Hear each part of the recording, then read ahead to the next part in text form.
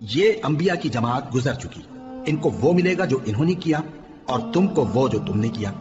اور جو عمل وہ کرتے تھے ان کی پرسش تم سے نہیں ہوگی۔ احمق لوگ کہیں گے کہ مسلمان جس قبلے پر پہلے سے چلے آتے تھے اب اس سے کیوں منہ پھیر بیٹھے؟ تم کہہ دو کہ مشرق اور مغرب سب اللہ ہی کا ہے، وہ جس کو چاہتا ہے سیدھے رستے پر چلاتا ہے، اور اسی طرح ہم نے تم کو امت معتدل بنایا ہے تاکہ تم لوگوں پر گواہ بنو اور پیغمبر آخر الزماں صلی اللہ علیہ وآلہ وسلم تم پر گواہ بنے۔ اور جس قبلے پر تم پہلے تھے اس کو ہم نے اس لیے مقرر کیا تھا کہ معلوم کریں کہ کون ہمارے پیغمبر کا تابع رہتا ہے اور کون الٹے پاؤں پھر جاتا ہے۔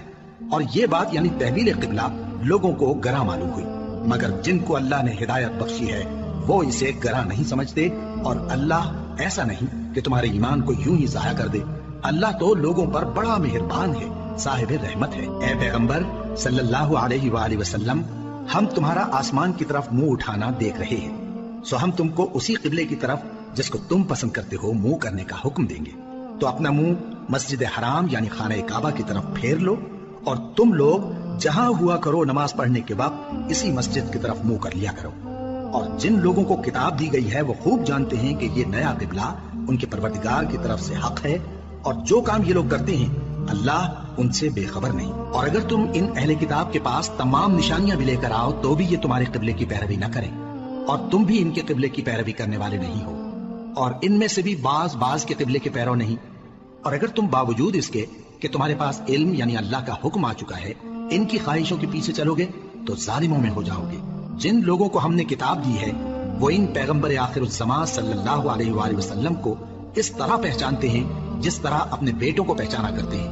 مگر ایک فریق ان میں سے سچی بات کو جان بوجھ کر چھپا رہا ہے۔ اے پیغمبر صلی اللہ علیہ وآلہ وسلم، یہ نیا قبلہ تمہارے پروردگار کی طرف سے حق ہے، تو تم ہرگز شک کرنے والوں میں نہ ہونا، اور ہر ایک شخص کے لیے ایک سمت مقرر ہے جدھر وہ عبادت کے وقت منہ کیا کرتا ہے، تو تم نیکیوں میں سبقت حاصل کرو۔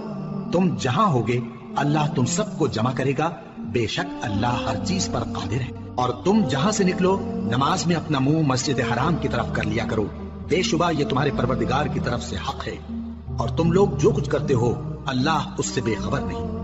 اور تم جہاں سے نکلو مسجد حرام کی طرف منہ کر کے نماز پڑھا کرو، اور مسلمانوں تم جہاں ہوا کرو اسی مسجد کی طرف رخ کیا کرو۔ یہ تاکید اس لیے کی گئی ہے کہ لوگ تم کو کسی طرح کا الزام نہ دے سکیں، مگر ان میں سے جو ظالم ہیں وہ الزام دیں تو دیں،